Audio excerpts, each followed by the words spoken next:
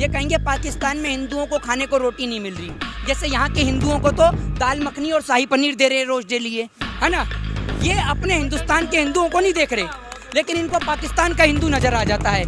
जब भाजपा के नेता वोट मांगने के लिए घर घर आएंगे तो अब की बार इनका स्वागत फूल की माला से नहीं, उत्तर प्रदेश की तमाम जनता, उत्तर प्रदेश के किसान एक जूते की माला तैयार करके रखेंगे। और जैसे ही आएंगे बीजेपी के नेता पाएंगे योगी आदित्यनाथ की तो कुर्सी जाने वाली है, वो फिलहाल कुर्सी बचाएं, अपनी पीठ बाद में थपथपाते रहेंगे। हाँ, कुर्सी बचा ले तो वो बड़ी बात है। एक एक्टर को रोने के लिए ग्लिसरीन की जरूरत होती है, लेकिन प्रधानमंत्री मोदी जी बिना ग्लिसरीन लगाए रो जाते हैं, हर जगह रो जाते हैं, और ये इनकी पुरानी नौटंकी है। रोने से कोई समाधान थोड़ी है। अरे आपको प्रधानमंत्री बनाया है, किसी और की सरकार होती तो आपका रोता हुआ समझ में भी आता है। सरकार आपकी है, प्रधानमंत्री आप हैं, तो आप खुद क्यों नहीं कुछ करते, क्यों रोकर दिखाते हैं? आपसे कुछ हो नहीं पा रहा है क्या जो आप रोकर दिखाते हैं? एक चाय वाले से बेहतर इस देश का किसान कुर्सी को चला सकता है और देश को चला सकता है, और देश को चलाया भी है। अभी यूपी के अंदर एक मुद्दा बहुत गरमाया हुआ है, धर्म परिवर्तन लेकर। लगभग 1000 परिवारों का धर्म परिवर्तन किया जा रहा है।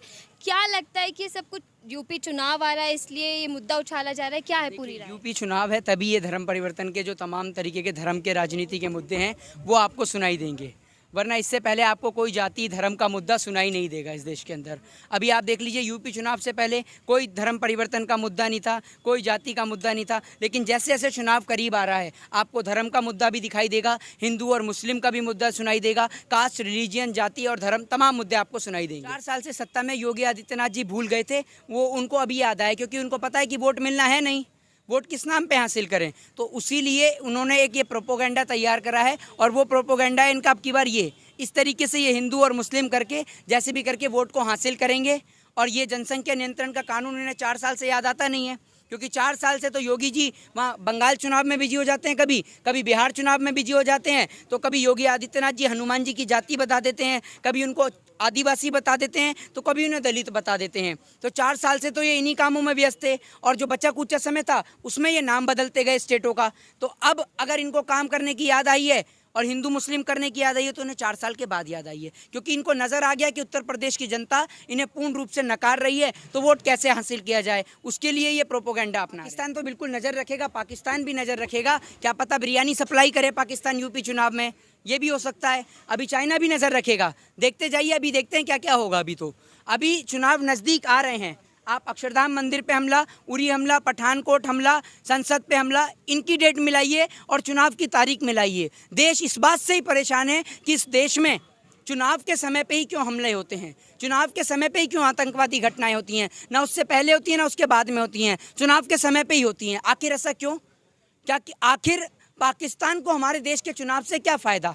और आज भी हमारे देश की तुलना पाकिस्तान से करते हैं, जबकि बांग्लादेश जिसको बनाने वाले हम हैं, 1972 में हमने बांग्लादेश को बनाया, 1971 में हमने बांग्लादेश को बनाया, और उसके बाद बांग्लादेश को बनाने के बाद आज बांग्लादेश हमसे आगे है, उसकी इकोनॉमी, उसकी जीडीपी हमसे आगे है। लेकिन आप हिंदुस्तान को देख लीजिए, क्योंकि हमारे देश की तुलना ही पाकिस्तान से की जाती है, हमारे देश की तुलना ना अमेरिका से की जाती, ना चाइना और जापान से की जाती। 98% की आबादी वाला इजराइल और 133 करोड़ की आबादी वाला हिंदुस्तान, 133 करोड़ की आबादी वाला हिंदुस्तान आज आपको पता है किससे हथियार खरीदता है? वो खरीदता है 98% की आबादी वाले इजराइल से। आखिर ऐसा क्यों? उसके पीछे का रीज़न ये है कि हमारे देश के नेताओं ने इस देश को इतना खोखला कर दिया, इस देश की दीवारों को इतना खोखला कर दिया कि ये वापस से इस हिंदुस्तान को गुलाम बना देंगे। राम के नाम पर इन्होंने घोटाला कर दिया। और आप अगर यूपी की बात करते हैं तो मोदी जी के संसदीय क्षेत्र बनारस को भूल जाएंगे क्या? आज मोदी जी के संसदीय क्षेत्र अगर बनारस आपको जाना है तो आपको उसके लिए गाड़ी की ज़रूरत नहीं है, बाइक की ज़रूरत नहीं है, आपको तैर के जाना पड़ेगा, क्योंकि वहाँ पर 4 बाल्टी पानी की गिर जाए तो बाढ़ आ जाती है। अभी आपने देखा पूर्व IAS ने वहाँ पर उत्तर प्रदेश के मुख्यमंत्री को लेकर तंज कसा है कि आप इंद्रदेव के ऊपर मुकदमा कर दें, क्योंकि इस देश की सरकार जो है वो लगातार बात करती है हिंदू मुस्लिम पर, वो बात करती है जाति और धर्म पर, और इनके पास ना कोई मुद्दा बचा था और ना बचा। वोट किस नाम पर मिलेगा? मांगिए किसान के नाम पर वोट, मांगिए शिक्षा के नाम पर वोट, मांगिए स्वास्थ्य के नाम पर वोट, मांगिए बेरोजगारी के नाम पर वोट, देखिए आपको मिलेगा ही नहीं मिलेगा। एक बार कह के देखिए बीजेपी से किसी भी राज्य में चुनाव लड़ ले शिक्षा, स्वास्थ्य और बेरोजगारी के नाम पर। अगर इनके कैंडिडेटों की जमानत ना जब्त हो जाए ना, तो आप नाम लिख के ले लीजिएगा मुझसे। और आपको बता दूं कि इस बार उत्तर प्रदेश के अंदर कोई हंगामा नहीं होगा, कोई शोरगुल नहीं होगा। जब भाजपा के नेता वोट मांगने के लिए घर घर आएंगे तो अब की बार इनका स्वागत फूल की माला से नहीं, उत्तर प्रदेश की तमाम जनता, उत्तर प्रदेश के किसान एक जूते की माला तैयार करके रखेंगे। और जैसे ही आएंगे बीजेपी के नेता, कुछ नहीं करना है इनके साथ में, वो जूते की माला उतारनी है और इनके नेताओं के गले में पिना देनी है। बस इनका स्वागत अब की बार जूते की माला से करना है, ताकि ये शर्मिंदा होकर खुद देश को छोड़कर चले जाएं। 7 महीने के दौरान हमारे देश के कम से कम 500 से ज़्यादा हमारे किसान भाई जो हैं वो शहीद हो चुके हैं। ये 500 से ज़्यादा शहादतों के चलते आपको लगता है कि इस देश का किसान अब बॉर्डर से हटने वाला है? दूसरी बात, जो लोग कहते हैं, जो नेता कहते हैं कि किसान को यहाँ पर पैसों में लाया गया है, तो इन बुजुर्गों को खरीदने की औकात किसी सरकार की, किसी नेता की नहीं है जो इनके ज़मीर को खरीद सके। ज़मीर मर गया है तो इस देश के नेताओं का, उन अभिनेताओं का जो योगा का ड्रामा करके दिखाते हैं, लेकिन किसान को लेकर उनके मुंह से, उनके हलक से आवाज़ नहीं निकलती, जैसे उनकी हलक में सत्ता की दलाली का फेविकॉल अटक गया हो, जो उनके मुंह से आवाज़ नहीं निकलती। और आपने कहा किसान की ओर ध्यान नहीं दे रही, तो किसान की ओर अभी नहीं ध्यान दे रही है, बिल्कुल नहीं दे रहे, क्योंकि ये वो दिन भूल गए जब इस देश के अंदर अमेरिका से सड़ा हुआ PL गेहूं आता था, जिसे खाकर इस देश की जनता बीमार पड़ जाती थी, मर जाती थी। तब भारत देश ने नारा दिया, जय जवान जय किसान का नारा, कि भूखे मर जाएंगे लेकिन इसी देश में अनाज पैदा करेंगे, इसी देश का अनाज खाएंगे। लेकिन आज इस देश की सरकार वापस से वो दिन दिखा रही है कि हमें विदेश से अनाज लेना पड़े। लेकिन ये जो बुजुर्ग जो खड़े हैं, ये सिखा रहे हैं हमें कि किस तरीके से जब बात अपने देश की हो, अपने देश की मिट्टी की हो, अपने हक और अधिकार की हो, तो किस तरीके से लड़ाई लड़ी जाती है। जैसे इन्होंने अंग्रेजों से लड़ाई लड़ाकर हमारे देश की ज़मीन को बचाया, अब की बार ईस्ट इंडिया पार्ट 2 की सरकार से, यानी भारतीय जनता पार्टी से, अपने देश की ज़मीन को आज़ाद कराने की बारी है। और हमें पूर्ण रूप से यकीन है कि इस लड़ाई में अगर जीत होगी तो इस देश के किसान की होगी। उत्तर प्रदेश के अंदर ये नए नए चौंचले आम बाप हैं इलेक्शन से पहले। अभी आप देख रहे थे जिस तरीके से बंगाल चुनाव से पहले बंगाल का हिंदू खतरे में था, लेकिन बंगाल चुनाव हार गए तो हिंदू खतरे से बाहर आ गया। अब गृह मंत्री एक बार भी नहीं बोलेगा कि बंगाल का हिंदू खतरे में है, एक बार भी नहीं बोलेंगे। पहले खतरे में था। अब आपने सुना नहीं होगा उत्तर प्रदेश के मुख्यमंत्री से कि बंगाल जाए और बंगाल के जाकर हिंदुओं को बचाए, नहीं सुना होगा। ये बात करते हैं, अपने हिंदुस्तान के हिंदू नहीं दिख रहे इन्हें, ये बात करेंगे पाकिस्तान के हिंदुओं की। ये कहेंगे पाकिस्तान में हिंदुओं को खाने को रोटी नहीं मिल रही, जैसे यहाँ के हिंदुओं को तो दाल मखनी और शाही पनीर दे रहे रोज डेली, है ना। ये अपने हिंदुस्तान के हिंदुओं को नहीं देख रहे, लेकिन इनको पाकिस्तान का हिंदू नज़र आ जाता है। हमारी मोदी जी से निवेदन है कि मोदी जी आप इस्तीफा दे दीजिए, उसके बाद आप चाहे पाकिस्तान में बिरयानी खाइए, चाहे चाइना पे झूला झूलिए, चाहे आप अमेरिका घूमिए, चाहे आप जापान घूमिए, चाहे आप रसिया घूमिए, लेकिन आप इस्तीफा दे दीजिए। पहली बात तो देश के लोगों को, देश के प्रधानमंत्री जी के आंसुओं की नहीं, ऑक्सीजन, बेड, वेंटिलेटर और दवाइयों की ज़रूरत है। हाँ, प्रधानमंत्री जी के रोने से किसान के खेत में यूरिया नहीं पहुँच जाएगा, प्रधानमंत्री जी के रोने से कृषि काले कानून वापस नहीं हो जाएंगे, और प्रधानमंत्री जी का तो काम ही रोना धोना है। एक एक्टर को रोने के लिए ग्लिसरीन की ज़रूरत होती है, लेकिन प्रधानमंत्री मोदी जी बिना ग्लिसरीन लगाए रो जाते हैं, हर जगह रो जाते हैं, और ये इनकी पुरानी नौटंकी है। रोने से कोई समाधान थोड़ी है। अरे आपको प्रधानमंत्री बनाया है, किसी और की सरकार होती तो आपका रोता हुआ समझ में भी आता है। सरकार आपकी है, प्रधानमंत्री आप हैं, तो आप खुद को क्यों नहीं कुछ करते, क्यों रोकर दिखाते हैं? आपसे कुछ हो नहीं पा रहा है क्या जो आप रोकर दिखाते हैं?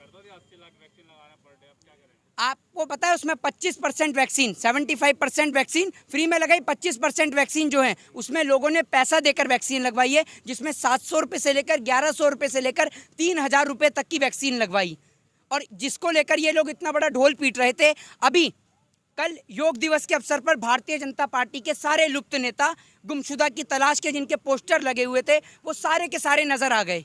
वो नेता जो अब तक चुप थे, मौन थे, गायब थे, क्योंकि अस्पताल में लगातार मौतें हो रही थी, गंगा नदी के घाटों से लाशें निकल रही थी, ऑक्सीजन की कमी के कारण, वेंटिलेटर की कमी के कारण लोग मरते जा रहे थे, दम तोड़ते जा रहे थे। इसीलिए भारतीय जनता पार्टी के तमाम नेता गुमशुदा थे।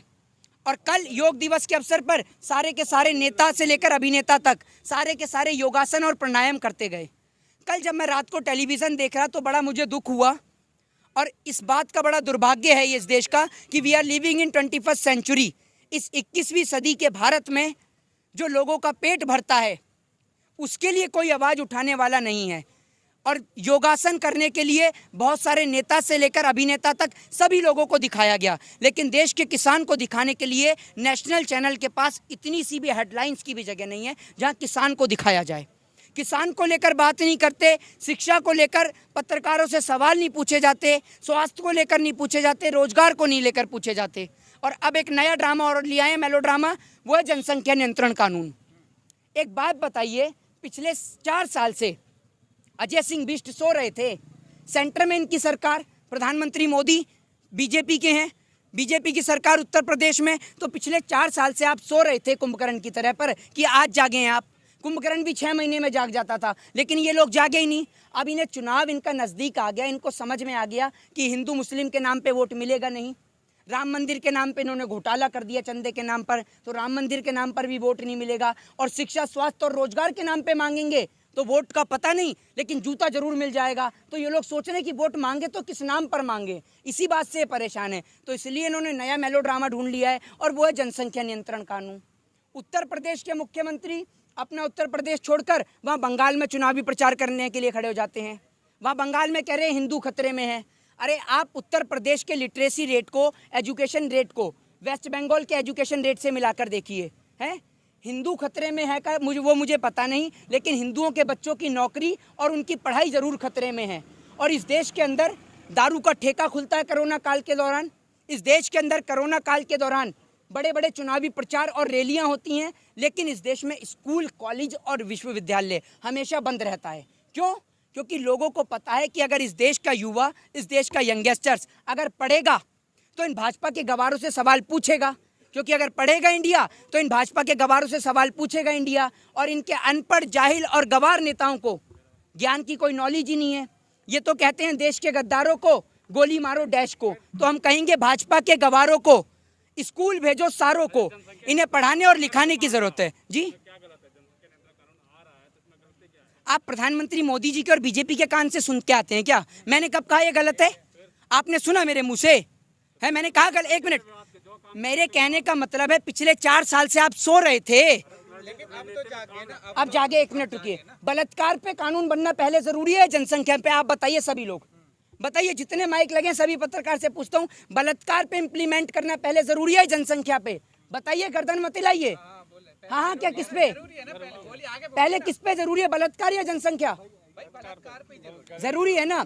अगर बलात्कार पे इन्होंने स्ट्रिक्ट कानून बनाया होता तो आज कुलदीप सिंह सेंगर, चिन्मयानंद, नित्यानंद, राम रहीम, आसाराम आज फांसी के फंदे पे झूल रहे होते, और इस देश के अंदर बहन बेटियां रात को 12 बजे भी सुरक्षित सड़कों पे घूमती। आज उत्तर प्रदेश का ये मंजर है कि उत्तर प्रदेश में आप क्राइम रेट को उठाकर देख लीजिए, महिलाओं के साथ रेप, बलात्कार, अपहरण, लूट, डकैती जैसी घटनाएं बढ़ी हैं 2017, 18 और 19 में। आप देखिए उठाकर आंकड़े को, उस पर आप बात नहीं करेंगे, आप जनसंख्या कानून को लेकर आ गए। और एक मिनट रुकिए, लिटरेसी रेट को लेकर मैंने क्यों बात करी है? क्योंकि आप सुनते हैं भाजपा के कानों से, और भाजपा के कानों से सुनने वाले लोगों को सुनाई नहीं देता। मैंने एजुकेशन को लेकर क्यों बात करी है? क्योंकि एक पढ़ा लिखा व्यक्ति जानता है कि छोटा परिवार सुखी परिवार, और इसीलिए अगर आप लोगों को एजुकेशन देंगे तो जनसंख्या पे तो अपने आप इम्प्लीमेंट हो जाएगा। तो आप लोगों को पढ़ाइए लिखाइए ना, जनसंख्या की बजाय आप एजुकेशन पे काम करिए, क्योंकि अगर आप एजुकेशन पे काम करेंगे तो आप लोगों को समझाना ही नहीं पड़ेगा। लेकिन आप एजुकेशन पे तो काम करते ही नहीं हैं। अभी आप उत्तर प्रदेश में चुनाव की घोषणा होने दीजिए, कोरोना ऐसे गायब हो जाएगा जैसे आप समझिए दूध से मक्खी, वो वाला हिसाब हो जाएगा। अभी कोरोना गायब। पता है इस देश के अंदर किसी से उसका संवैधानिक अधिकार वोट को लेकर बात करना एक कानूनन अपराध है, पता है आपको? फिर भी आप पूछ रहे हैं। तो वो इस देश की जनता का एक कानूनन राइट है कि वो किसी को भी वोट दे, लेकिन वो बीजेपी को वोट नहीं देगी। बीजेपी का सुपड़ा साफ करेगी। किसानों का कहना है जो किसानों के हक में बात करेगा, शिक्षा पे बात करेगा, एमएसपी पे बात करेगा, देश के काले कृषि कानून को रद्द करने की बात करेगा, उसको किसान वोट देगा, वरना नहीं देगा। किसी को नहीं देगा वोट अगर नहीं बात करेगी। है इस देश के अंदर किसी नेता के अंदर दम या किसी अभिनेता के अंदर दम जो 700 से ज़्यादा, 500 से ज़्यादा जो हमारे किसान भाई शहीद हुए हैं उनके घर और परिवार को चला सके? है दम किसी के अंदर?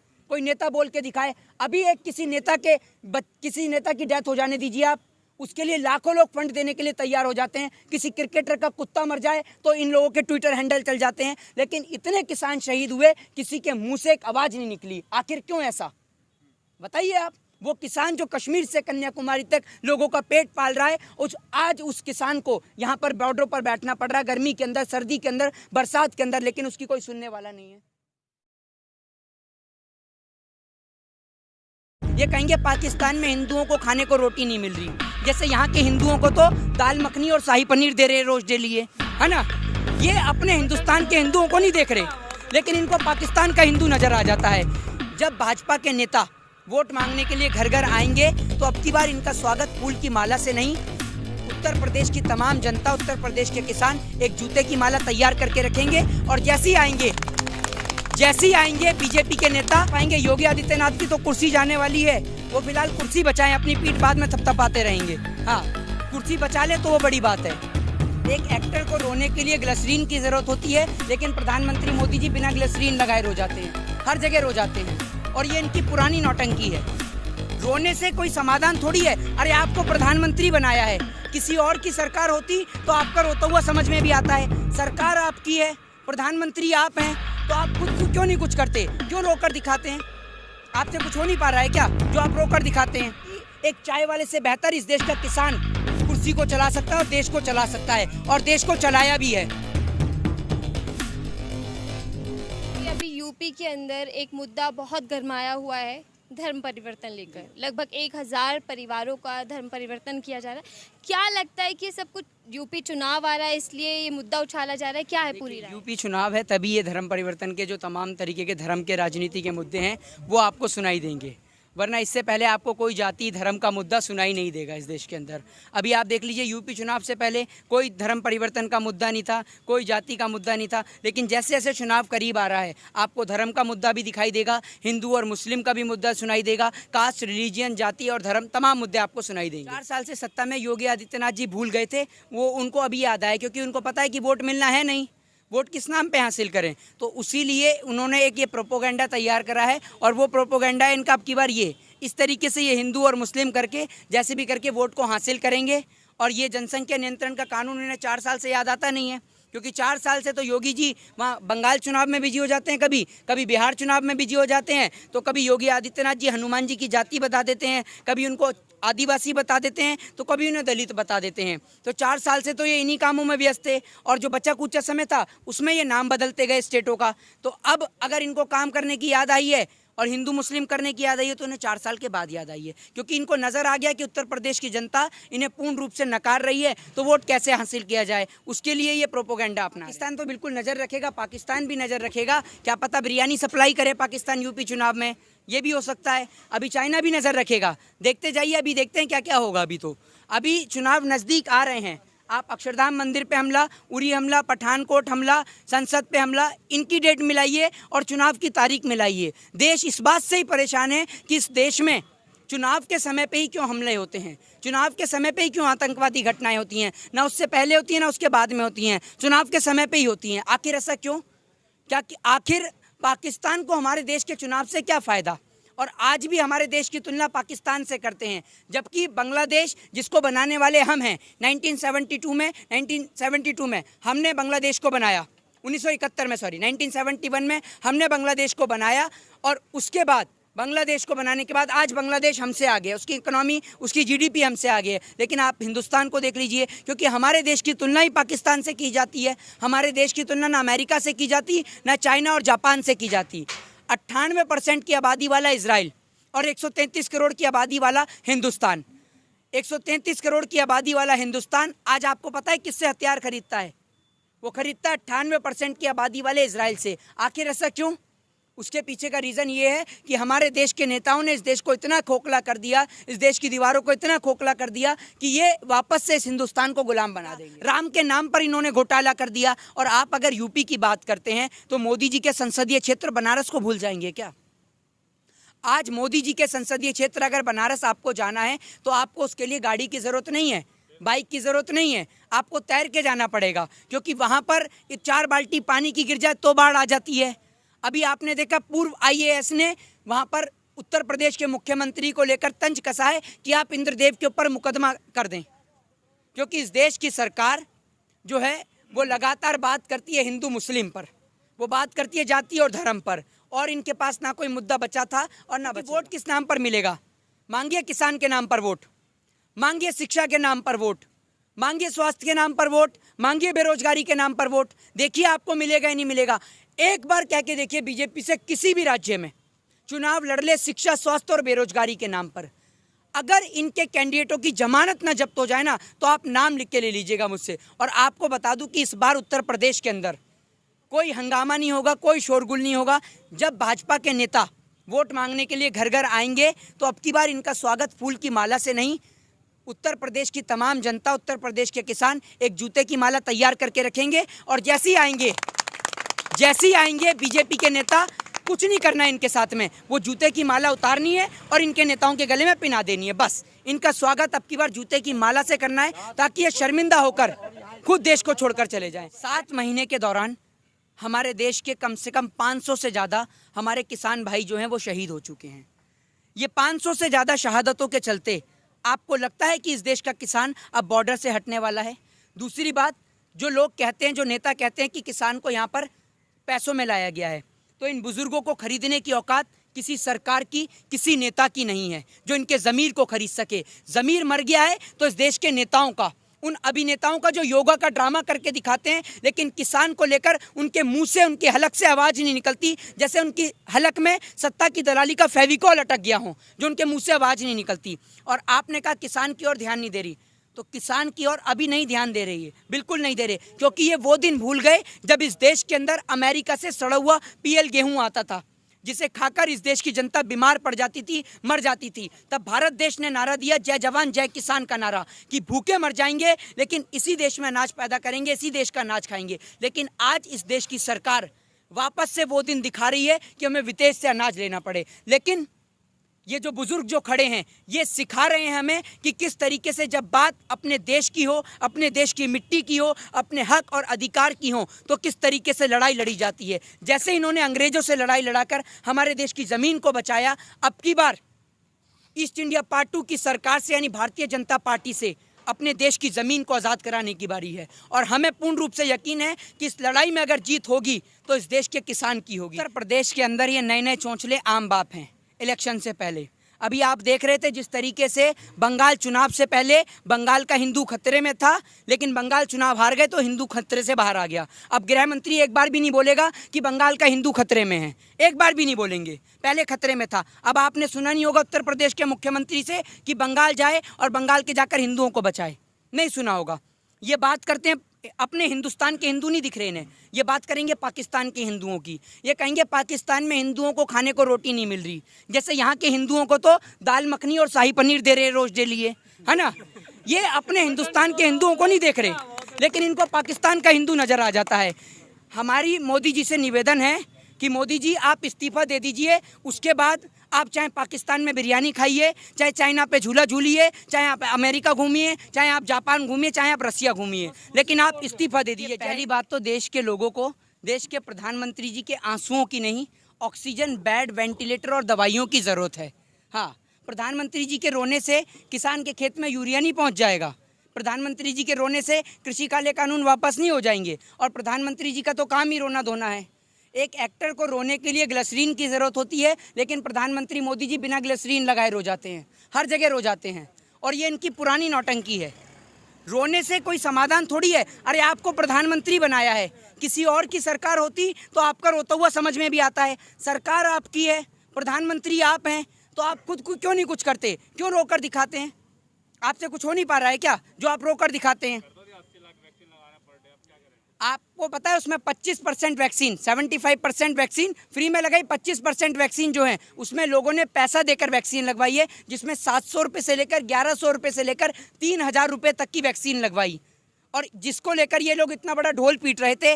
अभी कल योग दिवस के अवसर पर भारतीय जनता पार्टी के सारे लुप्त नेता, गुमशुदा की तलाश के जिनके पोस्टर लगे हुए थे, वो सारे के सारे नजर आ गए।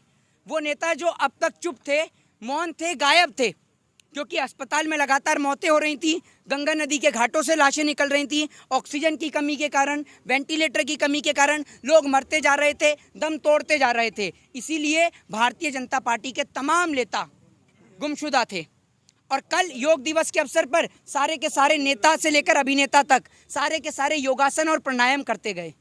कल जब मैं रात को टेलीविज़न देख रहा तो बड़ा मुझे दुख हुआ, और इस बात का बड़ा दुर्भाग्य है इस देश का कि we are living in 21st century. इस 21वीं सदी के भारत में जो लोगों का पेट भरता है उसके लिए कोई आवाज़ उठाने वाला नहीं है। और योगासन करने के लिए बहुत सारे नेता से लेकर अभिनेता तक सभी लोगों को दिखाया गया, लेकिन देश के किसान को दिखाने के लिए नेशनल चैनल के पास इतनी सी भी हेडलाइंस की भी जगह नहीं है जहां किसान को दिखाया जाए। किसान को लेकर बात नहीं करते, शिक्षा को लेकर पत्रकारों से सवाल नहीं पूछे जाते, स्वास्थ्य को लेकर नहीं पूछे जाते, रोजगार को नहीं लेकर पूछे जाते। और अब एक नया ड्रामा और लिया है, मेलो ड्रामा, वो है जनसंख्या नियंत्रण कानून। एक बात बताइए, पिछले 4 साल से अजय सिंह बिष्ट सो रहे थे। सेंटर में इनकी सरकार, प्रधानमंत्री मोदी बीजेपी के हैं, बीजेपी की सरकार उत्तर प्रदेश में, तो पिछले 4 साल से आप सो रहे थे कुंभकर्ण की तरह पर कि आज जागे हैं आप। कुंभकर्ण भी 6 महीने में जाग जाता था, लेकिन ये लोग जागे ही नहीं। अब इन्हें चुनाव इनका नज़दीक आ गया, इनको समझ में आ गया कि हिंदू मुस्लिम के नाम पे वोट मिलेगा नहीं। राम मंदिर के नाम पे इन्होंने घोटाला कर दिया चंदे के नाम पर, तो राम मंदिर के नाम पर भी वोट नहीं मिलेगा। और शिक्षा, स्वास्थ्य और रोजगार के नाम पे मांगेंगे तो वोट का पता नहीं, लेकिन जूता जरूर मिल जाएगा। तो ये लोग सोच रहे हैं कि वोट मांगे तो किस नाम पर मांगे, इसी बात से परेशान है। तो इसलिए इन्होंने नया मेलो ड्रामा ढूंढ लिया है, और वो है जनसंख्या नियंत्रण कानून। उत्तर प्रदेश के मुख्यमंत्री अपना उत्तर प्रदेश छोड़कर वहाँ बंगाल में चुनावी प्रचार करने के लिए खड़े हो जाते हैं। वहाँ बंगाल में कह रहे हैं हिंदू खतरे में है। अरे आप उत्तर प्रदेश के लिटरेसी रेट को, एजुकेशन रेट को वेस्ट बंगाल के एजुकेशन रेट से मिलाकर देखिए, हैं हिंदू खतरे में है का मुझे पता नहीं, लेकिन हिंदुओं के बच्चों की नौकरी और उनकी पढ़ाई ज़रूर खतरे में है। और इस देश के अंदर दारू का ठेका खुलता है कोरोना काल के दौरान। इस देश के अंदर कोरोना काल के दौरान बड़े बड़े चुनावी प्रचार और रैलियां होती हैं, लेकिन इस देश में स्कूल, कॉलेज और विश्वविद्यालय हमेशा बंद रहता है। क्यों? क्योंकि लोगों को पता है कि अगर इस देश का युवा, इस देश का यंगस्टर्स अगर पढ़ेगा तो इन भाजपा के गवारों से सवाल पूछेगा, क्योंकि अगर पढ़ेगा इंडिया तो इन भाजपा के गवारों से सवाल पूछेगा इंडिया। और इनके अनपढ़, जाहिल और गवार नेताओं को ज्ञान की कोई नॉलेज ही नहीं है। ये तो कहते हैं देश के गद्दारों को गोली मारो डैश को, तो हम कहेंगे भाजपा के गवारों को स्कूल भेजो सारों को, इन्हें पढ़ाने और लिखाने की जरूरत है। जी, आप प्रधानमंत्री मोदी जी के और बीजेपी के कान से सुन के आते हैं क्या? मैंने कब कहा ये गलत है? आपने सुना मेरे मुंह से? है मैंने कहा गलत? 1 मिनट, मेरे कहने का मतलब है पिछले 4 साल से आप सो रहे थे, लेकिन अब तो जागे ना। अब जागे। 1 मिनट रुकिए। बलात्कार पे कानून बनना पहले जरूरी है, जनसंख्या पे? आप बताइए, सभी लोग बताइए, जितने माइक लगे सभी पत्रकार से पूछता हूँ, बलात्कार पे इम्प्लीमेंट करना पहले जरूरी है जनसंख्या पे? बताइए, गर्दन मत हिलाइए। हाँ, क्या किस पे पहले, किस पे जरूरी है, बलात्कार या जनसंख्या? जरूरी है ना। अगर बलात्कार पे इन्होंने स्ट्रिक्ट कानून बनाया होता तो आज कुलदीप सिंह सेंगर, चिन्मयानंद, नित्यानंद, राम रहीम, आसाराम आज फांसी के फंदे पे झूल रहे होते, और इस देश के अंदर बहन बेटियां रात को 12 बजे भी सुरक्षित सड़कों पे घूमती। आज उत्तर प्रदेश का ये मंजर है कि उत्तर प्रदेश में आप क्राइम रेट को उठाकर देख लीजिए, महिलाओं के साथ रेप, बलात्कार, अपहरण, लूट, डकैती जैसी घटनाएं बढ़ी हैं 2017, 18 और 19 में। आप देखिए उठाकर आंकड़े को, उस पर आप बात नहीं करेंगे, आप जनसंख्या कानून को लेकर आ गए। और 1 मिनट रुकिए, 1 मिनट रुकिए, लिटरेसी रेट को लेकर मैंने क्यों बात करी है? क्योंकि आप सुनते हैं भाजपा के कानों से, और भाजपा के कानों से सुनने वाले लोगों को सुनाई नहीं देता। मैंने एजुकेशन को लेकर क्यों बात करी है?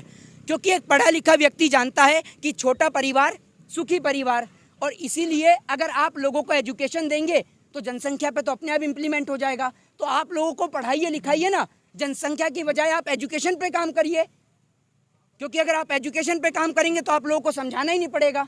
लेकिन आप एजुकेशन पे तो काम करते ही नहीं हैं।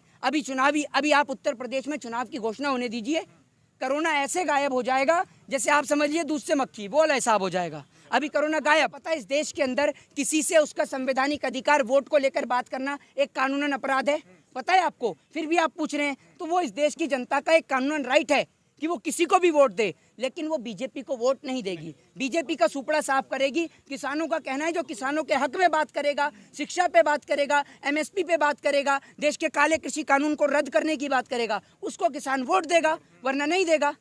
किसी को नहीं देगा वोट अगर नहीं बात करेगी। है इस देश के अंदर किसी नेता के अंदर दम या किसी अभिनेता के अंदर दम जो 700 से ज़्यादा, 500 से ज़्यादा जो हमारे किसान भाई शहीद हुए हैं उनके घर और परिवार को चला सके? है दम किसी के अंदर? कोई नेता बोल के दिखाए। अभी एक किसी नेता की डेथ हो जाने दीजिए आप, उसके लिए लाखों लोग फंड देने के लिए तैयार हो जाते हैं। किसी क्रिकेटर का कुत्ता मर जाए तो इन लोगों के ट्विटर हैंडल चल जाते हैं, लेकिन इतने किसान शहीद हुए, किसी के मुंह से एक आवाज़ नहीं निकली। आखिर क्यों ऐसा, बताइए आप। वो किसान जो कश्मीर से कन्याकुमारी तक लोगों का पेट पाल रहा है, आज उस किसान को यहाँ पर बॉर्डर पर बैठना पड़ रहा है, गर्मी के अंदर, सर्दी के अंदर, बरसात के अंदर, लेकिन उसकी कोई सुनने वाला नहीं।